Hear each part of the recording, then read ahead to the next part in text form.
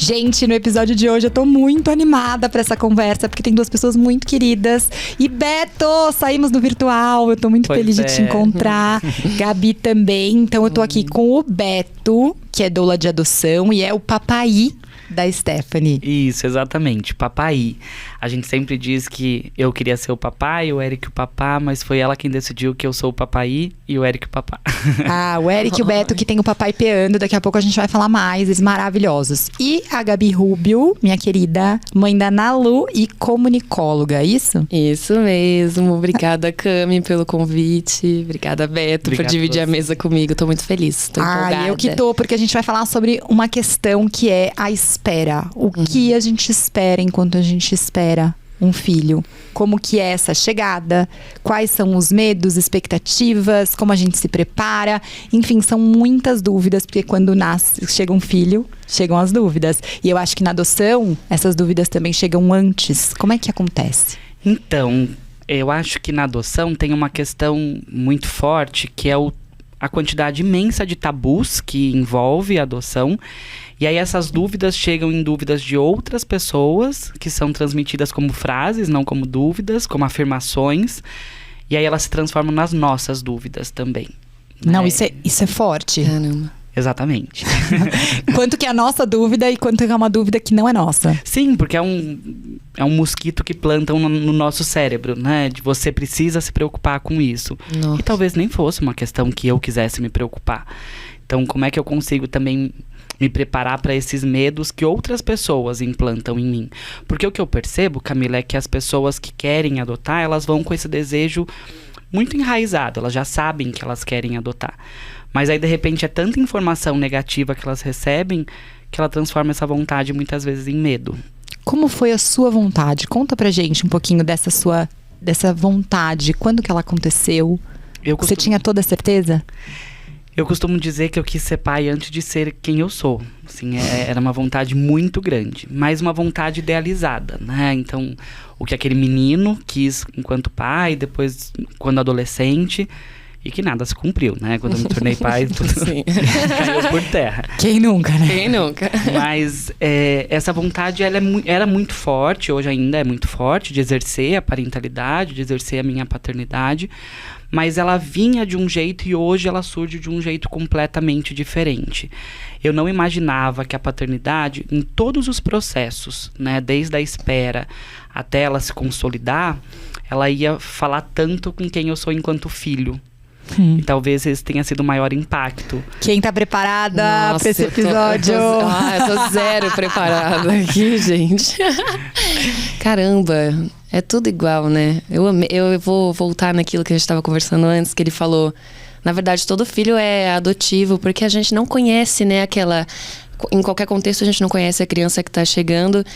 E quem espera e gesta parece que está ali mais inserido, né? Que está entendendo melhor, mas não está. Está também absorvendo, né? Todas essas crenças de pessoas que estão em volta, todos esses medos, as expectativas que não se cumprem. E aquele bebê que chega que você não conhece também, né? Então, caramba, conta pra gente, então, como foi a sua decisão da chegada da Nalu? A minha decisão é meio que você falou, porque eu também, desde criança, desde a época da escola, eu falava que eu ia ser mãe cedo. E aí me chamava de doida, né? Ai, meu Deus do céu, a menina doida. Minhas amigas todas planejando, enfim, ir pra faculdade, casar primeiro, ter uma carreira, sei lá, XYZ, pra depois pensar em ter filhos. E eu já queria pular a etapa, falava, mas eu quero ser mãe. Eu não sei onde eu vou estar na minha vida, mas eu quero ser mãe, né? E eu lembro que na época eu era bem nova mesmo, eu tinha 23 anos, eu tava num relacionamento bem estável, maravilhoso, na época com uma mulher. E a gente falava sobre filhos, só que ela falava que era uma coisa que talvez ela quisesse muito mais pra frente, e eu já sentia aquela coceirinha no útero, assim, né? Mas eu não falava pra ninguém, porque poderia sair... Eu saía meio de louca mesmo, né? Imagina, você só tem 23 anos, começando a sua vida. Mas eu queria. E aí eu acabei me separando, conhecendo uma outra pessoa que dividia isso comigo. E aí isso que você falou, né? A idealização de dois jovens que queriam ser pais e que achavam que iam ser os melhores do mundo, e que a gente achava, inclusive, que a gente ia ser esses pais meio hippies. A gente vai ser super descolado e levar a criança pra tudo quanto é lugar e viajar e não sei o quê. E de repente eu me vi grávida numa pandemia, com uma pessoa que eu achei que tinha tudo a ver comigo e na verdade a gente não se encaixou no papel da parentalidade conjunta, assim, né? Nós nos diferenciamos e nos distanciamos muito desde a espera até a chegada da Ana Lu e o primeiro ano dela e acabamos nos separando. Hoje eu sou mãe solo, então é totalmente a quebra de expectativa de tudo, né? Nada do que eu imaginei, nada. E aí você, com a chegada da Teté, você e o Eric, na verdade, tomaram essa decisão e juntos tem aí o Papai Peando para ajudar também outras famílias. Exatamente. Eu queria só complementar uma coisa que enquanto você foi falando me veio à cabeça, de que talvez o pai e a mãe perfeito, esse que a gente idealiza na espera, ele não tenha filhos. Exato, ele só não existe. Exato. Porque não cabe, né? Ele tem uma agenda tão regrada, ele tem uma vida tão cheia Sabe de perfeição. tudo o que fazer antes. Exato. Não cabe filho nessa vida, né? Que a gente idealiza. É isso, Camila. A gente decidiu, depois que a Stephanie chegou, a gente passa por uma situação, né? Num shopping, que talvez figure como uma homofobia. E aí a gente decidiu criar voz para outros pais, inicialmente falando sobre famílias homoafetivas, e de repente a gente percebeu que outras famílias que esperavam na adoção queriam poder falar, queriam ser ouvidas, queriam ouvir, e aí a gente começou a bater esse papo através do Papai Peando. E eu quero falar sobre essa espera, porque quando a gente tem uma gestação, fica mais visível, é mais concreta. Um mês passa, o tempo, a barriga cresce, o corpo muda, a gente consegue ver o que está acontecendo de transformação ali no nosso corpo. Enquanto que na adoção essa espera ela é invisível, né? Como é que a gente cuida desse momento tão invisível? Como é que a gente faz pra gente, do ponto de vista também de um pai que está aí nesse processo de adoção e com a vida profissional, enfim, como é que a gente cuida desse processo? Camila, eu acho que a resposta para isso, primeiro, ela vem de uma necessidade que a gente, enquanto adulto, tem de ter o controle de tudo. E aí eu vou pegar uma gestação biológica como exemplo e dizer que uma pessoa que está gestante e, de alguma forma, essa gestação é colocada em risco, ela também sai desse prumo, né? Então, se no quarto, no quinto mês, ela precisa sair do ambiente de trabalho, ela precisa ser resguardada em cuidados, ela também não consegue lidar com essa falta de controle sobre o próprio tempo. A gente imagina que uma gestação vai durar 9 meses, mas nem todas as gestações duram os 9 meses. E a gente também não engravida no dia que a gente quer, né? Exatamente. Exatamente, é ótimo isso, né? Porque a gente fala tanto que o adotante não adota quando ele quer e depois de 9 meses, mas ninguém também engravida no dia que quer. Mas acho que também é importante que a gente pense como é que a adoção surge na vida do adotante, mas também na vida do filho adotivo, né? A criança que chega por adoção, a gente precisa dizer isso, por mais que muita gente não queira ouvir, ela já teve suprida da vida dela algumas questões de direitos humanos. Mesmo a criança que foi deixada no hospital, que foi entregue por vontade da genitora, ela teve aquele rompimento de vínculo, ela vai ter um trauma de abandono, ela vai ter algumas questões que são importantes que sejam olhadas. A gente deixa, inclusive, de dizer que na preparação que existe para adoção, é uma preparação feita com os adotantes, mas essa criança também é preparada, né? Então, o judiciário, ele prepara essa criança. Se vai ser uma entrega voluntária no hospital, é feita uma coleta de fala dessa genitora para que possa ser colocado no processo dela, para que quando ela tenha 18 anos ela possa pesquisar sobre a história dela e entender como essa entrega foi feita. A minha filha, por exemplo, foi adotada aos 6 meses, mas a gente tem um diário dela com todo o trâmite que foi feito para que ela fosse colocada para adoção. Então tem uma ida dela até o fórum, a gente tem foto desse dia. Então ela também foi preparada. E aí preparar esse adotante é importante para que ele dê permanência a isso, para que a dignidade dessa criança possa continuar depois que ela está na nova casa. A gente tem no modelo atual, né, de adoção, que hoje é regido pelo Estatuto da Criança e do Adolescente, muito pouco tempo, são 30 anos de ECA, né? 31 anos esse ano. E até bem pouco tempo atrás, talvez aqui vocês conheçam casos assim, a adoção era vista de um jeito completamente diferente. Era um tabu, a gente não podia falar sobre isso. E a gente entendia que era preferível não falar sobre adoção com a criança. Então, quando a gente prepara... O não falamos do Bruno, né? Isso, exatamente. Então, quando a gente prepara esse adotante, é para que ele possa se empoderar, né, para que ele possa se olhar como protagonista dentro dessa história de parentalidade, mas principalmente para que ele respeite quem a criança, quem esse filho é dentro da história dessa família. Não é o invisibilizar um passado como se ele não existisse antes. Sim, porque senão a gente tem o filho chegando pela adoção só para cumprir o sonho dos pais que querem ser pais. Nossa, isso eu acho que a gente vai ter que cuidar. A nossa. Nalu como um objeto do seu sonho, a Bel e o João como um objeto do meu sonho. Isso e a gente desconsiderar. Exatamente. Que são indivíduos que já chegaram e sentem coisas e são coisas que fogem, né, desse nosso entendimento. De quem a gente é. Exatamente. Eu li um post seu, acho que ontem, né? As pessoas têm que entender que tem que ser ainda mais burocrático, porque você não está buscando uma criança para uma família, você está buscando uma família para uma criança. Nossa. Mas se você for pensar bem, isso também vai se dar em outras vias de parentalidade, né? Quando vem a tua frustração, né, de putz, me tornei mãe e me frustrei, é por conta da tua expectativa. Mas a sua filha não veio pra atender as nossas expectativas. Justamente o contrário. Mas justamente a gente também se liberta. Porque numa vez que a gente pensa que a gente também não veio pra atender as expectativas dos nossos pais. Gente, sim, eu sou outra pessoa. Ainda bem, pai, mãe, madrasta, não estou aqui pra fazer vocês felizes. Pra mim, por quem você quis que eu fosse, eu tô mega ótimo com isso. Eu tô super bem de ser quem eu sou. Nossa, isso me libertou. E pra mim também pegou mais forte na minha questão como filha do que como mãe. Eu me considero uma mãe super excepcional. Até no auge ali da minha confusão que eu tava, da depressão que eu tive, a Nalu, ela era o centro da minha prioridade. A gente tava ali lutando pra se entender juntas. Mas a treta maior foi conseguir enxergar a minha mãe, finalmente, né? Pela primeira vez, assim, os meus pais, e falar... Meu Deus, eles assim? Era isso! Ai, desculpa por tudo, né?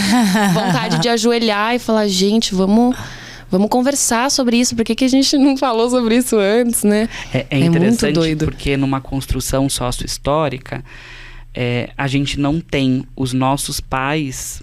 Eu vou dividir isso em duas partes. As mães não preparam as mulheres para ser mães. E aí a gente tem a mulher do século XXI... tendo ainda muito arraigado quem ela deveria ser, e ela não quer mais ser aquela mulher dos anos 80, dos anos 70.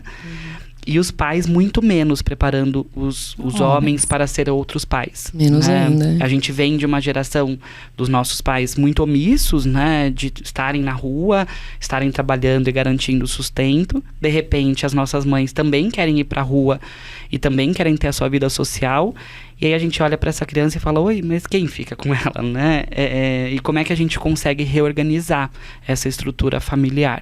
Talvez esse seja a grande questão do século XXI, né? Como é que a gente consegue ser quem a gente é e ao mesmo tempo ter uma educação respeitosa que permita que os nossos filhos daqui a 20, 30 anos possam ser quem eles querem ser também, né? Nossa, que desafio! Mas você falou um termo que eu fiquei aqui parada nele, que você falou sobre gestação biológica.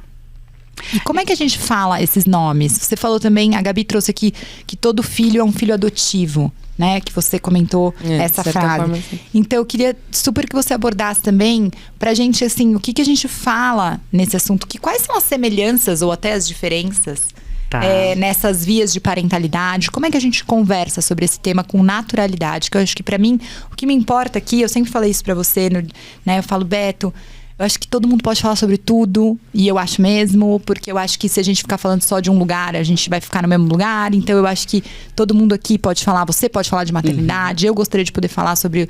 E eu acho que aqui a gente tá num espaço seguro, da gente poder se permitir a trazer as coisas com erros. Eu não sei falar sobre esse assunto.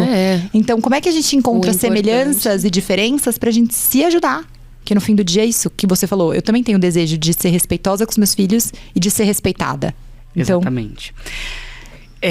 Na verdade, vão existir diversas formas para se falar sobre a maternidade, sobre a paternidade, sobre a filiação. é uma pergunta que eu recebo todos os dias, né? Como que eu devo falar sobre a mãe biológica do meu filho? Eu devo chamar de genitora? Eu devo chamar de mãe biológica? Esses nomes, gente, eu tenho muita dificuldade com palavras. Pois é, mas a minha resposta talvez até te agrade, mas chama do jeito que você conseguir chamar, né? Hoje, por exemplo, eu chamo a genitora da minha filha de mãe, né? Mas dentro de um contexto onde ela tem 2 pais. Essa figura mãe não é uma figura presente dentro da nossa casa, nós não a conhecemos, mas não tem por que a gente não usar o nome mãe. É lógico, vão existir momentos quando ela traz perguntas que a gente às vezes coloca o nome dessa mulher, que às vezes a gente vai colocar a palavra mãe, às vezes a gente vai dizer a moça de onde você veio, da barriga que você veio, mas a melhor forma da gente responder... as melhores palavras para serem empregadas são aquelas que a gente consegue lidar com elas, né? Eu vou dar um exemplo que não tem a ver com a paternidade, mas quando eu me descobri gay, eu tinha uma questão de falar, eu sou homossexual. E aí eu tinha um amigo que ele era bem desbocado, e um dia eu falei assim, porque você é homossexual? E ele falou, ai, bicha, na boa, homossexual é nome científico, pode me chamar de viado. E quando ele falou aquilo, foi tão libertador pra mim, porque de alguma forma parecia o nome de remédio, assim, eu sou homossexual. E aí até dentro das famílias diversas a gente tem isso, né, os homossexuais, os transafetivos, homotransafetivos. Talvez a gente possa, em alguns momentos, só chamar de família, né? Acho que é importante que a gente pontue, Camila, que usar os termos, né? É minha filha adotiva, eu sou um pai homossexual, ou um pai dentro de uma família homoafetiva, acontece quando existe um contexto, né? Então, se eu vou matricular minha filha na escola para dizer que ela tem 2 pais, eu vou falar sobre isso. Agora, eu não chego na porta da minha escola e falo pro segurança, Ney, você pega a minha filha porque ela tem 2 pais? Exatamente. Me pega a minha filha adotiva. A minha filha adotiva de relação homoafetiva? Não. Você não precisa pôr o crachá, né? Exatamente. E aí é um monte de rótulo. E assim, pra mim, eu falo pra vocês porque tô super sincera, eu tenho várias dificuldades com termos e palavras, e elas me atrapalham, eu sou bem atrapalhada. E eu acho que elas me afastam, no fim, daquilo que eu quero cuidar. Então eu fico... não posso falar, então não vou falar desse assunto, porque eu não sei falar desse assunto, eu não vou ter conhecimento suficiente pra falar desse tema, então é melhor eu ficar quieta. E aquilo vai me dando um desconforto que me afasta dos assuntos. Camila, eu acho que existe 2 questões também. A primeira é a gente assumir essa dificuldade, e aí quando a gente assume, a gente vai atrás, né? Então, eu quero saber qual é o termo correto, eu quero saber como eu posso ser respeitoso, isso é um ponto. Até dentro da adoção, o segundo ponto, ele é um pouco mais delicado, é quando a gente não fala por uma dificuldade em falar. Então, vou dar um exemplo. E o não dito fica mais dito ainda, né? Exatamente. Ou ele fica confuso, né? Então, vou dar um exemplo que é bem clássico na adoção. Ao invés de dizer que a minha filha é filha adotiva, eu digo que ela é filha do coração. E existem diversos filhos adotivos que se incomodam muito com isso. De que, eu fui chamado de filho do coração. Todo mundo foi gestado numa barriga, por que eu falo que uma criança foi gestada no coração? A gente, em casa, tem uma questão de não dizer que a Stephanie foi gestada no coração, porque pra gente é um desrespeito à gestação que ela já teve. Ela já esteve 9 meses numa barriga, né? Então, eu dizer que ela passou mais um tempo no meu coração, é muita pretensão minha dizer que ela não podia nascer na hora que ela quisesse nascer, né? Não, que ela não existia antes de chegar pra você. Exatamente. Então, acho que o importante... E acho que é uma coisa de dar uma sutileza na informação, né? Pra dar uma camada diferente, assim, atenuar, talvez. Só que porque sem necessidade, né? Exatamente, porque daí carrega a ideia de que a adoção não é uma... suficiente. Exatamente, eu preciso gestar de alguma forma, né? É exatamente isso. Ao meu ver, assim, que sou muito apaixonada por comunicação, eu acho muito melhor que a pessoa erre, mas queira te ver e te reconhecer como que você é, do que a pessoa com medo, é isso que você falou, com medo de errar, tente dar uma amaciada na informação, assim, pra... será que assim fica menos pior? Não existe isso, né? Você sente isso também agora com a Ana Lu, na sua relação com o pai, assim, quanto que isso você tem que falar sobre assuntos que são ditos e não ditos, pra amenizar? Sim, um pouco. Não muito, assim, porque eu sempre tive isso muito forte com a Ana Lu, de me comunicar claramente com ela. Tanto que hoje eu não tenho nem 2 anos, ela fala sem parar, porque eu sempre bati papos com ela como um ser mesmo, que ela é um ser existente, né? Então, assim, explicando tudo o que tá acontecendo, mesmo que todo mundo me dissesse que ela talvez não fosse compreender, né? Ah, você vai se separar, ela ainda é muito pequena, ela não vai entender. Mas eu sempre falei da mesma forma. Porque isso vai entrando na cabeça dela, né? Mas sim, passamos por fases, assim, dos... eu fui pra casa dos meus pais quando eu me separei, né? Me separei em umas condições um pouco adversas. E aí ficava uma coisa de, não menciona o nome do pai, porque ela vai ouvir que você tá conversando sobre ele e não sei o quê. Isso pode gerar alguma coisa, que é aquilo, né? Do medo do outro, que começa a entrar na sua cabeça. E você fala, nossa, mas aí eu não posso falar? Ela não pode saber que a gente tá passando por essa situação? Porque no futuro isso, é importante ela saber dessa origem, dessa herança, de tudo isso que eu passei de adversidades com o pai dela para chegar no ponto em que a gente tá hoje, que é saudável. Então, sim, foi bem confuso pra mim, assim. Por um tempo a gente teve que inventar um nome na minha casa. Então, não chama pelo nome, chama de Biga. Era Biga. Chama de Biga. Só que não dava, porque não era natural, entendeu? Eu tava ali fluindo no meio de uma conversa, ela tava brincando do lado. Eu não preciso blindar tanto, assim, a minha filha, sabe? É isso. Ela é uma filha de um pai, uma mãe, se separaram. Não foi legal no começo, depois foi tudo certo, entendeu?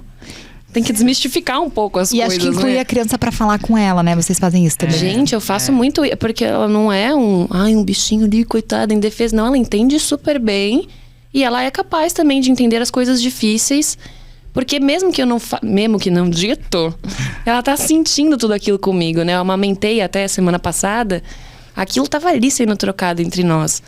Então eu também precisava de ter um espaço de escape para aquilo que eu estava vivendo. Eu precisava falar sobre a minha situação, eu precisava significar aquilo dentro de mim, para que também fosse mais fácil finalizar os processos, para não ficar respingando tanto nela, né, por mais tempo. A honestidade emocional é um atributo de uma relação. Mas sabe que eu te ouço, me vem uma fala da Julieta Jerusalinski, que ela diz que a gente tem uma falsa ideia de que a criança não pode sofrer. Né? E aí, qual é o momento que esse indivíduo pode? A partir de qual idade ele pode sofrer? Né? E faz parte da construção da tua filha, da minha filha, dos teus filhos sofrerem. Né? Esse sofrimento, essa frustração, essas dores, elas vão fazer parte da construção dessa criança. Né? A gente também foi feito de traumas, de dores, de nãos que a gente recebeu. E mais uma vez, né? Quem é que a gente está tentando ser, seja na espera, seja depois que a criança chega ou enquanto a gente está vendo crescer, que a gente não permite que ela seja de verdade. Né? Talvez a gente seja muito refém disso, de não permitir que nossos filhos sejam de verdade. Isso vem tudo do que a gente também aprendeu. Eu contei já várias vezes, a minha mãe faleceu quando eu tinha 4 anos, então eu sobrevivi a esse acidente e por uma questão de sobrevivência, a minha família escolheu não falar muito desse assunto. Sim, mas não teve Bruno. Um dia sequer que a minha mãe não esteve presente na minha relação, na minha história, na minha vida, na minha dor, no meu sofrimento, né? Não foi porque não falou que eu deixei de sofrer. Talvez pelo contrário, quando a gente cuidar é falar das coisas, né? Olhar para as coisas. E tem um ponto que me interessa saber de vocês, das histórias, assim, e como a gente, em relação a essa espera e como a gente se prepara, como a gente faz também na nossa relação profissional. Como a gente conta.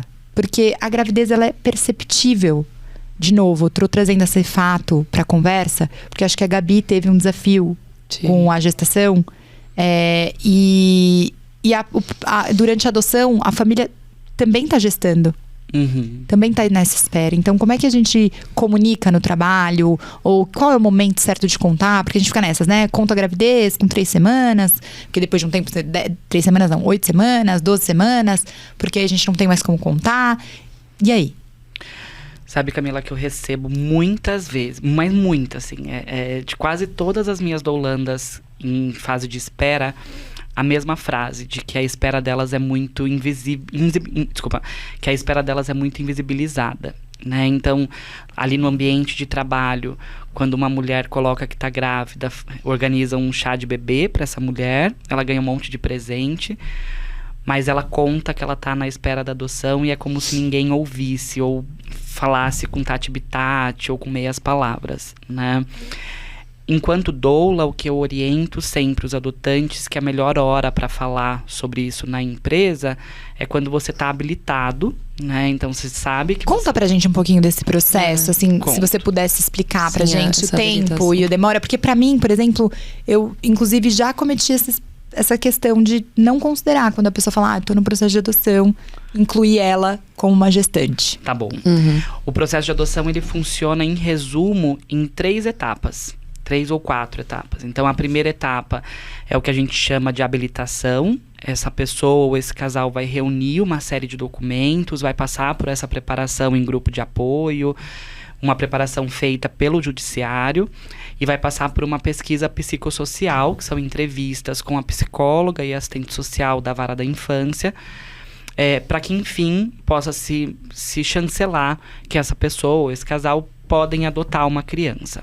Então, são feitas visitas na casa dessas pessoas, elas passam por entrevistas, e esse processo, em média, ele leva de 6 meses até 1 ano e meio.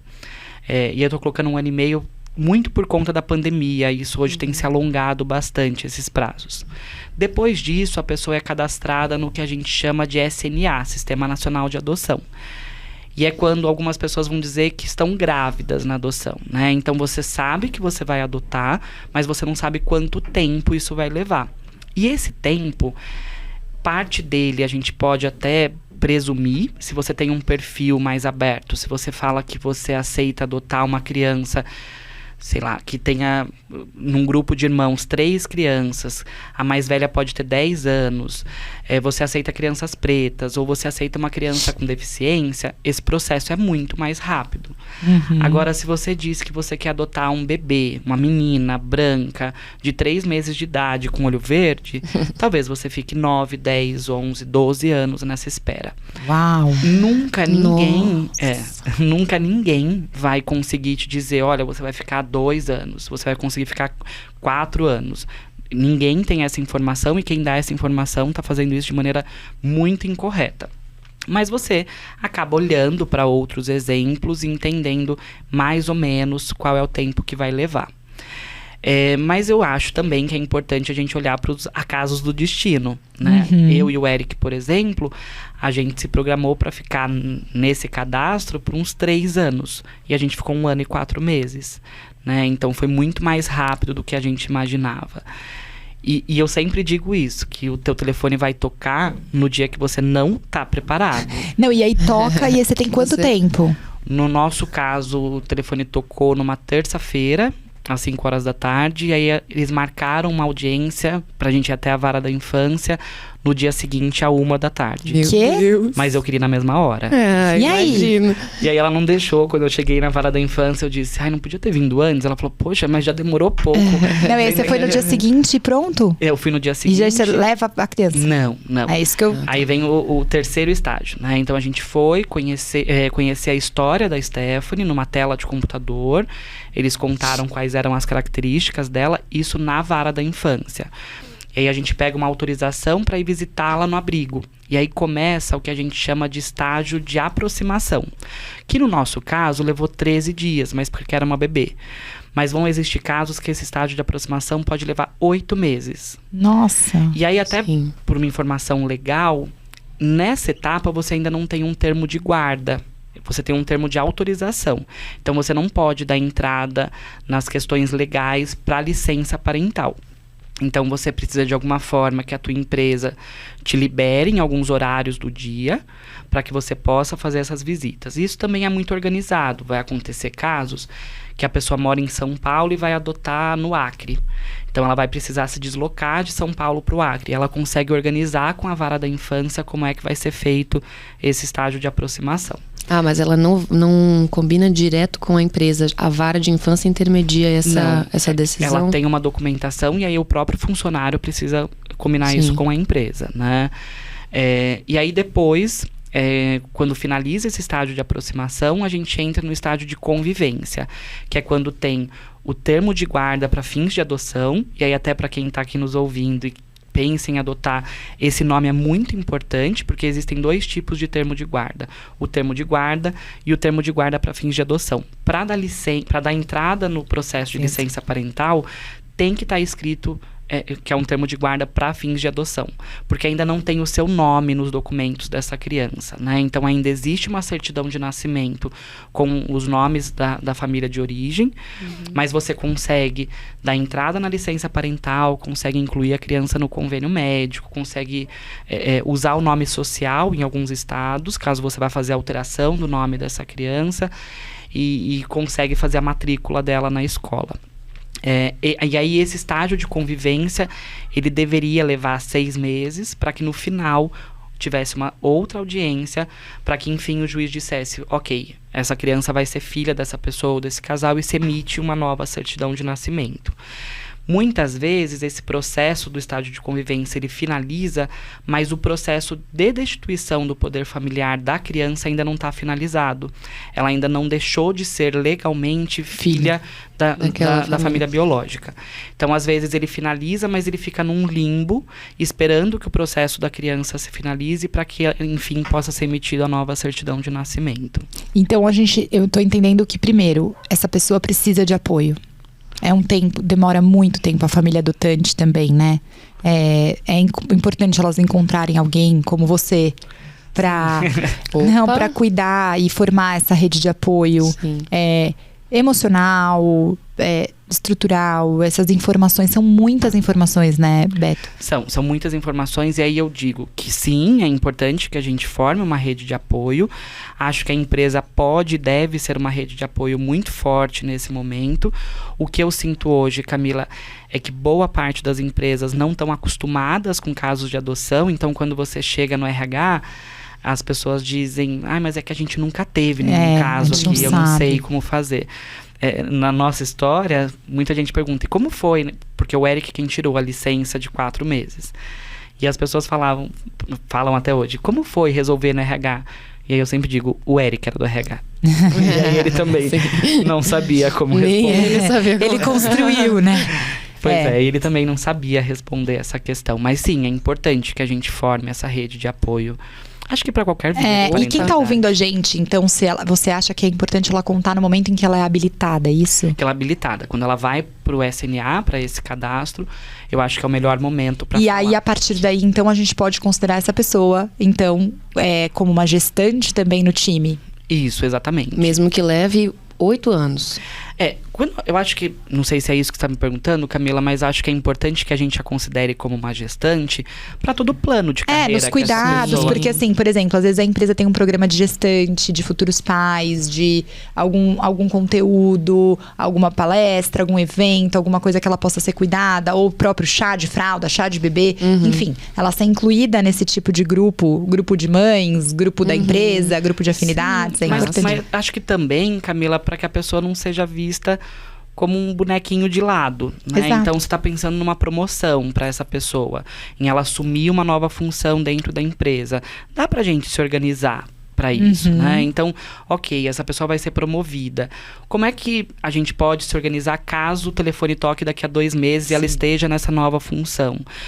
E eu defendo muito que tudo aquilo que a gente consegue planejar junto com a empresa é possível de ser feito. Perfeito. Isso em qualquer via de parentalidade, até uma mulher gestante. E eu ia perguntar para a Gabi a experiência dela com o trabalho. Como foi isso na gestação?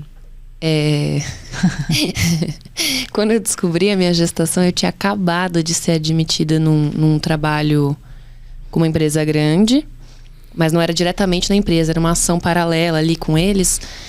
E eu fiquei morrendo de medo de contar. Nossa. Falei, putz, mas eu tava em treinamento ainda, né? Passando por treinamento e tal. Eu falei, como é que eu vou contar? Será que vão me tirar, então, do time, né? E eu acho que eu sou um exemplo bem legal de como boa geração Z, né? Eu tenho meu pezinho ali na geração Z já. Como as empresas que são um pouco mais jovens e que estão acolhendo pessoas mais jovens, elas estão começando aos poucos a se abrir, assim. Porque demorei pra contar, mas na hora que eu contei eu fui bem acolhida. Fiquei surpresa. E eles me falaram, tá tudo bem, a gente já te treinou, você tá no time, você é do time, você vai ficar aqui até a sua barriga ficar enorme com 9 meses. E aí você sai. Então, eu passei muito, muito medo de contar e depois foi bem tranquilo, só que veio a pandemia, na mesma? Tipo, coisa de 1 mês depois de eu contar, eu descobri também que eu tava grávida. Veio a pandemia, e aí eu fui a primeira a ser retirada, a ser cortada do time. Não dá pra dizer que é uma relação mais... Não é. Era porque a gente estava exposto ali ao público, né, no caso dessa ação que eu fazia parte. E aí, ó, a gente não sabia como era, né, a pandemia. Você tá configurado como risco, você vai ficar em casa. Então, eu meio que fiz o caminho contrário, que a gente fala... Vocês falam muito isso na Filhos, né? De como as mulheres, às vezes, já estão ali no corporativo, os pais, enfim. E depois da notícia da gravidez ou da volta da licença, acabam sendo retiradas ou se retiram por não se sentirem encaixadas. E eu acreditava nisso, assim. Eu estava fora do corporativo quando eu engravidei e estava na pandemia.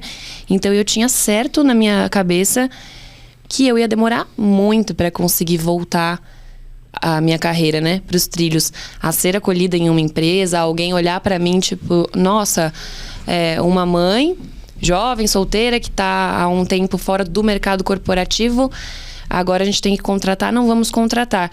E aí a surpresa mais grata de todas foi que no auge desse processo todo, né, na maternidade solo, enfrentando essas dificuldades, eu percebi que eu não queria empreender, que aquilo me deixava num lugar bem inseguro, que eu já era nova, já estava, né, experimentando várias inseguranças.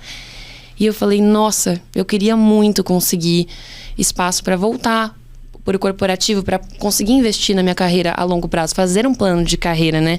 Porque eu era bem frila, assim. E aí eu fui acolhida por uma mulher, mãe, que tinha, né, que tem essa empresa onde eu trabalho hoje. E ela entendeu a minha situação, por ser mãe também, aí eu tive essa sorte. E falou, não, tá tudo bem, a gente vai juntas nessa. Me deu a possibilidade de fazer um home office, de ter um horário flexível, me contratou mesmo assim. E não bastasse me contratar, me promoveu. Então, eu acho muito legal ver, assim, que ainda existe essa esperança de você ser bem acolhido, né? Durante a espera e depois durante a chegada, quando você quer ou mudar de carreira, ou entrar num emprego novo, ou até sair do seu, enfim. Pra mim foi muito bom receber isso, assim.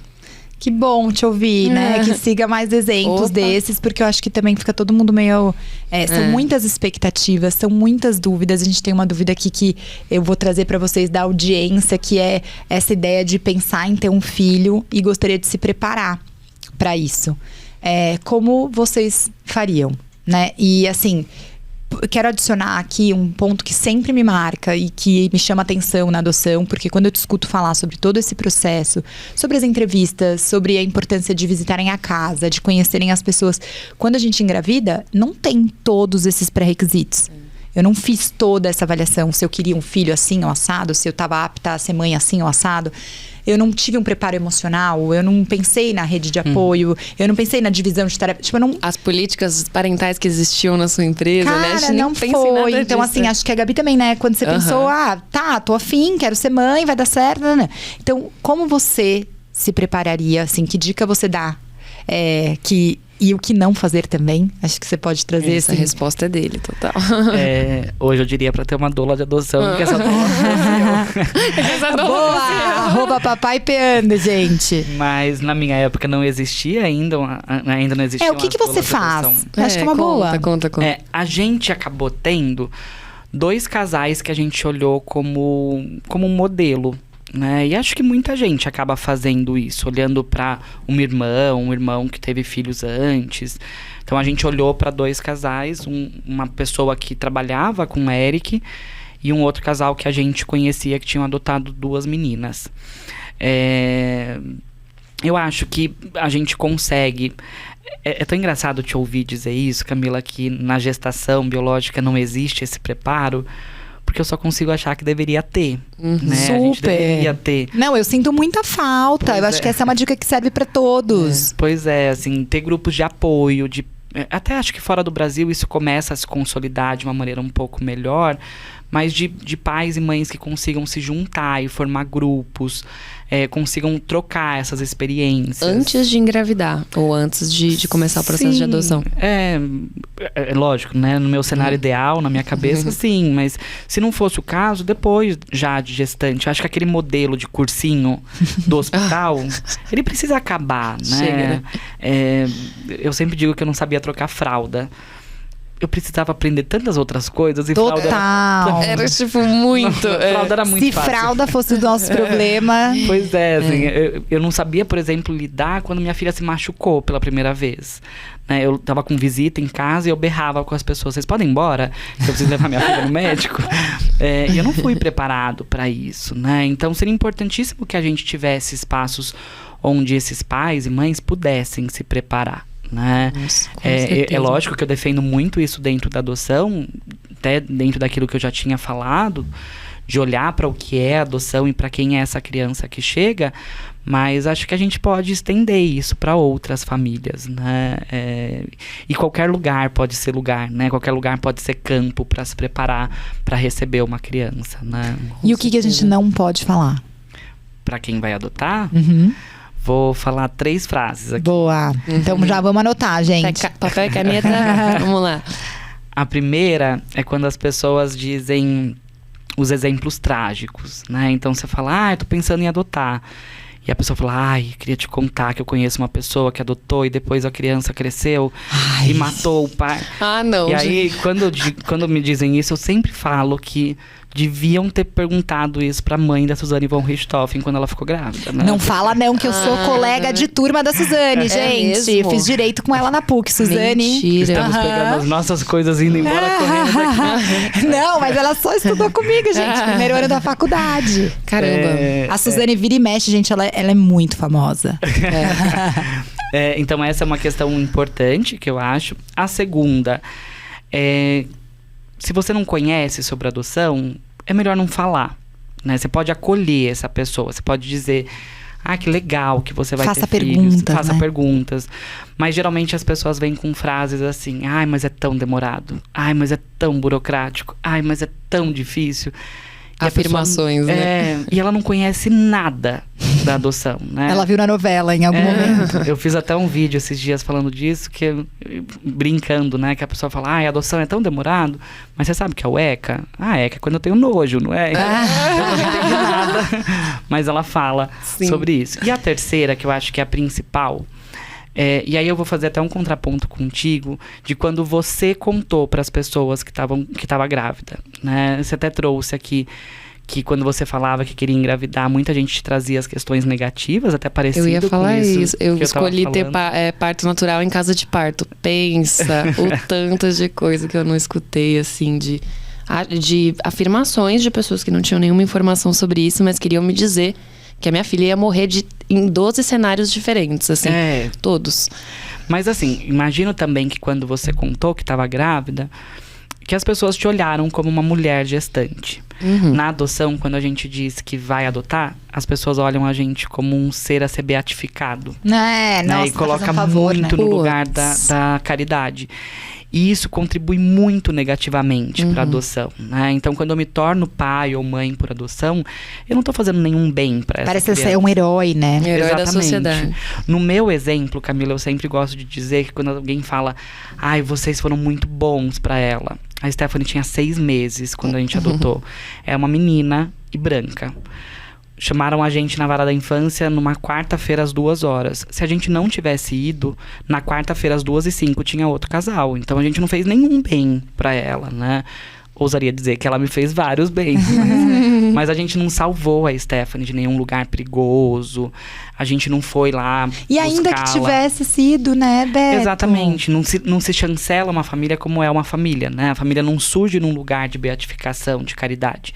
Surge Exato. como uma Porque daí família. fica parecendo que é um Exato. favor. E de novo volta lá pro começo da conversa, como se ela viesse também pra te atender, a te tornar um cara caridoso. Exatamente. Né? Um cara de bom coração. Ou que ela venha pra cumprir os meus sonhos de pai, né?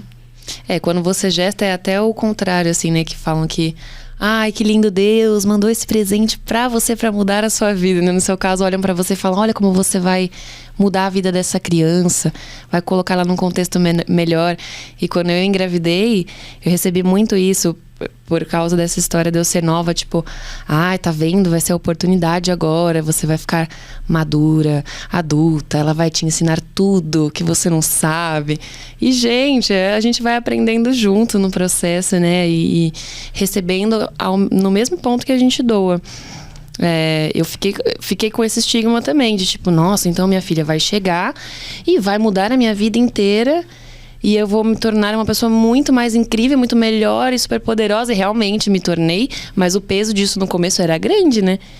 De dela nascer, eu já tá pronta pra ser essa pessoa totalmente transformada pela maternidade. Gabi, mas sabe que, te ouvindo também, me veio até um exemplo que não é de adoção, mas eu tive uma amiga que ficou grávida. Durante a gestação, ela descobriu que seria uma criança com síndrome de Down. Ele nasceu aos 6 ou 7 meses com uma cardiopatia grave. E logo depois ele veio a falecer. E aí uma das frases que ela fala muito é que as pessoas chegavam para ela e diziam: não, mas Deus vai fazer um milagre. E aí um dia ela parou e falou: beleza, Deus não vai fazer esse milagre, não tem como. Talvez Deus faça outros. Sim. Mas é que vocês chegam trazendo que Deus vai fazer isso. E aí vocês falam isso tantas vezes que eu fico achando que eu já não sou mais filha desse mesmo Deus que Pois vocês é. estão falando. Nossa, isso distorce a nossa realidade completamente, né? Pois é, como se você não tivesse direito de sofrer com aquilo, né? Não te dão espaço para esse sofrimento, seja do luto, seja de uma perda gestacional, seja de uma demora na adoção.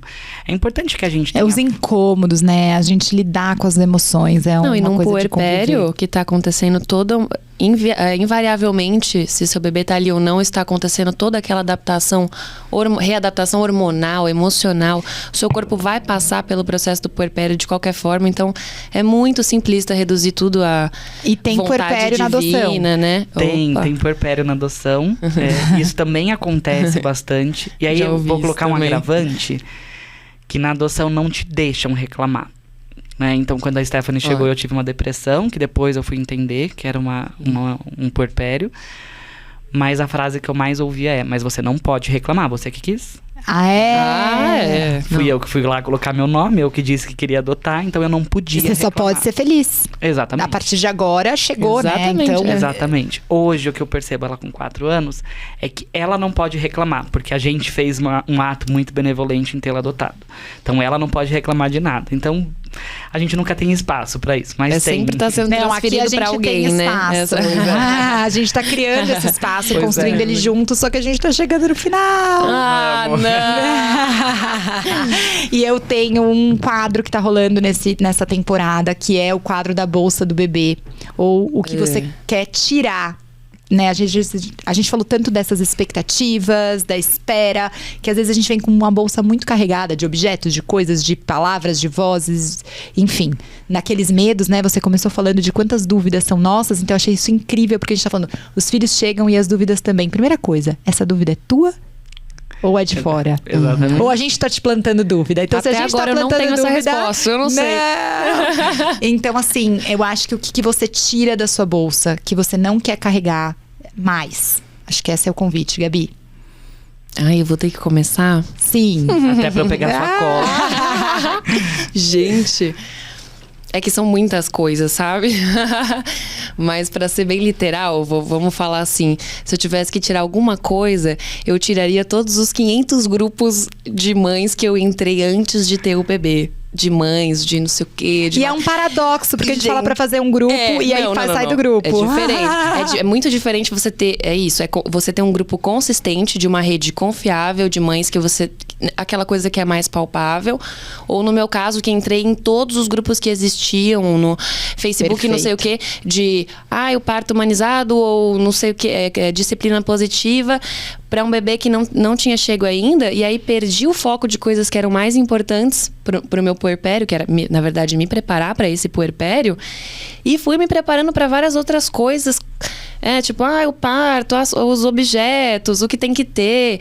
Mas aí fralda de pano é melhor. Aí uma briga de 200 mães ali discutindo o que é melhor. Gente, isso tira tanto o nosso foco, isso me deixou tão insegura, que hoje eu me manteria com o meu único grupo, que é das minhas amigas, que me conhecem, que conhecem a minha maternidade, e a gente se ajuda entre nós ali. Eu acho maravilhoso, porque eu acho que você tá trazendo também a escolher quem você vai ouvir, né? E assim, ter confiança, e não vai dar pra ouvir todo mundo. Não tem como. E é muita informação, então quem você vai confiar, quem Gera você vai muita escolher. culpa, né, Cami? E é uma infoxicação. Falei isso em outros episódios, né? Porque a gente é intoxicado de informação. Amei essa palavra. E a gente fica muito inseguro porque a gente não escuta qual é a nossa dúvida. Até hoje eu faço terapia. O que a gente precisa. Quer dizer, vou fazer terapia pra sempre, mas até hoje, na terapia, eu vou tirando um pouco Coisas. isso, assim, essas culpas do... Nossa, mas quem foi que te disse que tinha que ser dessa forma? Ah, é verdade, né? Então, vamos tirar essa culpa daqui. Então, boa. E você, o que sai da sua mala, da sua bolsa? Eu queria falar bonitinho e dizer que eu queria tirar a culpa. Mas eu vou dar Mas eu vou contar um caos. Quando a Stephanie chegou, ela tinha acho que 9 meses, a gente foi ao shopping e a gente precisava comprar babador. A gente foi numa loja, a gente já tinha uns babadores e era super baratinho, assim, tipo R$30. A gente entrou na loja e aí a vendedora veio com uma girafinha de borracha. E falou, a Stephanie no nosso colo e falou assim, você já tem essa girafa? E deu uma na mão dela, esterilizada. E ela ia colocando na mão e ela ia falando que o filho da Sandra Bullock tinha. Eu já sei qual é a girafa. Os filhos da princesa Kate tinham, os filhos do Rick Martin tinham. E a gente se olhava e falava, que pai de bosta, que a gente nem sabia. Que era essa girafa. E era tipo R$300 a girafa, a gente comprou. Antes de chegar no carro, a Stephanie já tinha descartado Jogado a girafa. Ela nunca brincou com essa girafa. Gente, então, sério, amei. meu maior conselho é, não compre girafa. Esse aí Tira da bolsa do bebê, gente. E no final é isso. Aí eles vão brincar com uma coisa que você nem imaginou. Acho que tem muito excesso. Essa lista é longa, né? De objetos que a gente acha que eles vão precisar. Então, cuidado com essa lista do bebê. Gente, eu queria agradecer imenso. E aí eu encontro você aonde, Gabi? Você me encontra no Instagram como Sou Rubio, com Y. E acho que é isso, né? Então vamos lá ver a Gabi no Sou Rubio e Beto. Eu tô no Papai Peando junto com o Eric. A gente tá agora muito feliz em dizer que nós somos palestrantes oficiais da Filhos no Currículo. Então vamos levar a adoção e a parentalidade diversa. Empresas que estão ouvindo a gente não sabem cuidar desse processo. Vamos cuidar. Pois é. E vamos respeitar as famílias nas suas diversidades, dentro dos ambientes corporativos, educacionais, familiares e onde a gente puder passar. Ai, tô emocionada. Obrigada. É um prazer. Eu tô muito feliz de ter vocês aqui. Obrigada, gente. Obrigada. Obrigada a Olha você, pra câmera. Cami.